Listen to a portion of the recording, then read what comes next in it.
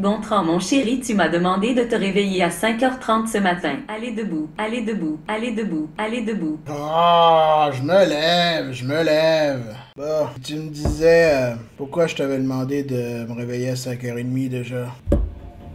Eh bien, pour faire l'introduction de la vidéo de Domi. De quoi on va parler déjà? Aujourd'hui, nous parlerons des blockchains technologiquement alternatives et surtout des blockchains de preuve d'enjeu. Hein? Comment ça, preuve d'enjeu? C'est quoi ça, preuve d'enjeu? Selon Wikipédia, la preuve d'enjeu ou preuve de participation ou proof of stake en anglais est une méthode par laquelle une chaîne de blocs d'une crypto-monnaie vise à atteindre un consensus distribué. Ok, et c'est quoi la différence avec la blockchain? La blockchain utilise un consensus qui s'appelle la preuve de travail. Le site bitconseil.fr contient l'information suivante. Le protocole de Proof of Work est le plus utilisé de tous les consensus blockchain. Depuis 2009, il a pu démontrer sa résistance et sa sécurité aux différentes tentatives d'attaque.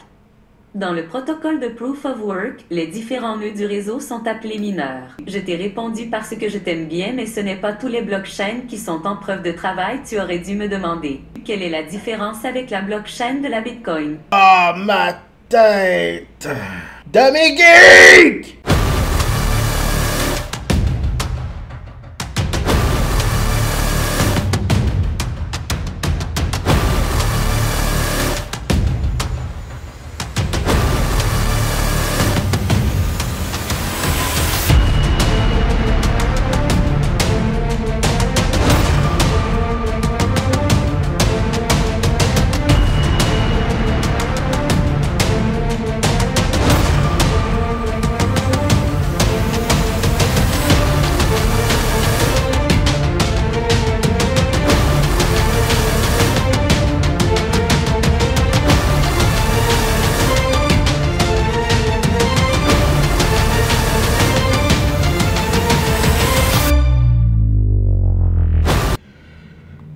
Qu'est-ce qu'il y a?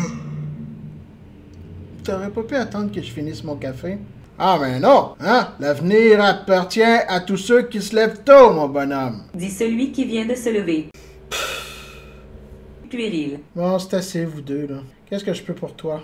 Bon, explique-nous donc la différence entre le Proof of Work puis le Proof of Stake. Bon, ok. Adios, le café. Le Proof of Work, c'est la base des blockchains dont je vous ai parlé depuis le début de cette série. Il faut savoir que Proof of Work ou Proof of Stake sont ce qu'on appelle des consensus de légitimité. Dans le cas de Proof of Work ou preuve de travail en français, il s'agit d'apporter la preuve qu'on a fait le travail avant de traiter le bloc, afin que ce ne soit pas n'importe quel mineur qui s'octroie le droit de traiter le dit bloc de transaction. Donc, la preuve de travail constitue en fait le nonce nécessaire à l'entête pour produire un hash de difficulté suffisante pour être l'identité du bloc suivant. C'est un consensus qui peut vite devenir très coûteux en énergie, car chaque mineur ajouté à la blockchain augmente la difficulté de cette dernière afin que le rythme de un bloc par 10 minutes soit conservé pour le Bitcoin. En contrepartie, la preuve d'enjeu enlève cette problématique. En fait, dans la preuve d'enjeu, les blocs sont octroyés via une sorte de tirage au sort réparti en fonction des validateurs, des pools de minage de cette technologie, qui ont le plus de droits de vote. Donc, en fonction du nombre de droits de vote que tu as dans ton pool de validation, tu as X nombre de tickets de participation au tirage des répartitions. Donc, ce n'est pas parce que tu as le plus gros portefeuille que tu vas avoir nécessairement le plus de blocs à traiter, mais tu auras plus de chances que les autres de sortir au tirage au sort. Donc, si tu es en malchance, tu vas sortir moins souvent, et si tu as de la chance, tu vas sortir plus souvent que la normale. Ceci dit, les droits de vote ne se résultent pas à simplement nos avoirs, mais aussi aux avoirs de tous ceux qui sont liés à nous.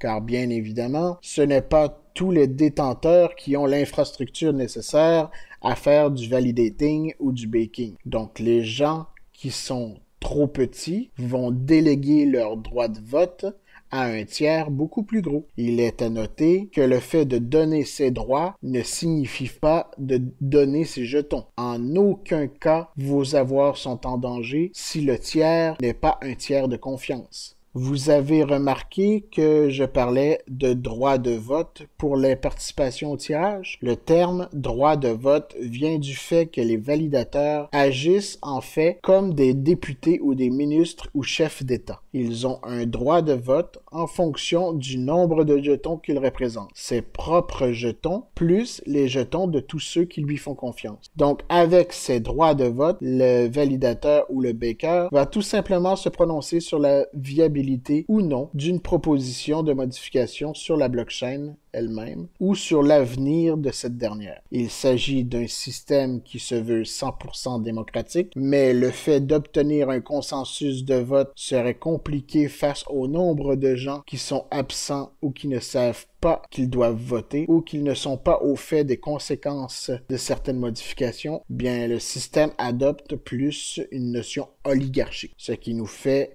beaucoup penser au gouvernement actuel. Ça veut dire que c'est plus nécessaire d'avoir des milliards de mineurs pour arriver à se démarquer. On peut alors dire que ces chaînes sont plus écologiques. Oui, tout à fait. On peut dire que ce type de chaîne est vraiment une réponse écologique à la notion de blockchain. Il y a des serveurs tout de même qui traitent les transactions, mais il n'est plus nécessaire d'avoir des centaines, voire des milliers de serveurs de calcul qui travaillent sur la même recherche mathématique. On peut alors dire mission accomplie pour l'écologie. Pourquoi je sens qu'il y a un mais dans ce que tu dis? Je te sens peu enthousiaste. Il y a effectivement un mais. Dans le monde du Bitcoin, un mineur égale un mineur. Il a une valeur bien définie. Et que tu sois riche ou pauvre, ton mineur va te donner exactement la même rentabilité. Si tu commences en tant que mineur avec tes ressources, tu peux avoir de la chance et te lever beaucoup plus vite qu'un riche qui dilue lui-même sa chance de par sa grosseur et son nombre de mineurs qui influencent la difficulté, etc. Tandis que dans le monde de la preuve d'enjeu, il y a une notion malsaine qui dit si tu as le plus de pognon à ton actif, tu as plus de chances à ce qu'on te donne le droit de traiter les prochains blocs, donc de faire encore plus de plus-value. Pour ceux qui ont l'esprit les plus vite, vous me direz, mais ça se ressemble. Les riches achètent plus de mineurs, donc ils ont plus de chances de faire tomber un bloc de Proof of Work. Donc ceux qui ont le plus de jetons ont plus de chances de faire tomber des blocs de Proof of Stake. Oui, de façon théorique, mais non de façon pratique. Premièrement, il y a une pénurie de mineurs et de GPU. Donc, il est très difficile que tu sois riche ou pauvre d'en avoir. Et les riches ne sont pas avantagés dans cet achat par rapport aux pauvres. Le premier qui verra la disponibilité sera le premier servi. Il y a aussi le fait que dans le monde de Proof of Work, on peut retrouver des gens qui ont beaucoup d'argent et qui n'ont pas beaucoup de jetons, car ils réinvestissent leurs avoirs en matériel pour faire un effet de levier. Tandis que d'autres gardent leurs jetons et paient en fiat, en argent, avec une autre source de revenus, le coût de leur infrastructure,